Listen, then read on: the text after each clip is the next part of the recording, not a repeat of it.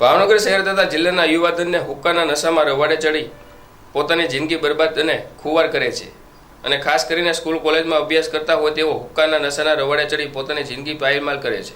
જેથી આ બાબતને ખૂબ જ ગંભીરતાથી લઈ ભાવનગર એસઓજી શાખાને ખાસ વોચ ડ્રાઈવ રાખી માહિતી મેળવી ખાનગી રાહે તપાસ કરી આવી કોઈ ગેરકાયદેસર પ્રવૃત્તિ ધ્યાને આવે તો કાયદેસરના કાર્યવાહી કરવા પોલીસ અધિક્ષક નાઓએ સૂચના આપી હતી। જે અન્વયે એસઓજી પોલીસના ઇન્સ્પેક્ટર ડીયુ સોનેસરા તથા પોલીસ ઇન્સ્પેક્ટર જેડી બારોટ નાઓના માર્ગદર્શન હેઠળ એસઓજી પોલીસને ખાનગી રાહે સચોટ અને ચોક્કસ માહિતી મળી હતી કે હવા મસ્જિદ પાસે પ્રભુદાસ તળાવ મફતનગર રોડડીમાં ગેરકાયદેસર હુક્કાબારની પ્રવૃત્તિ ચાલે છે।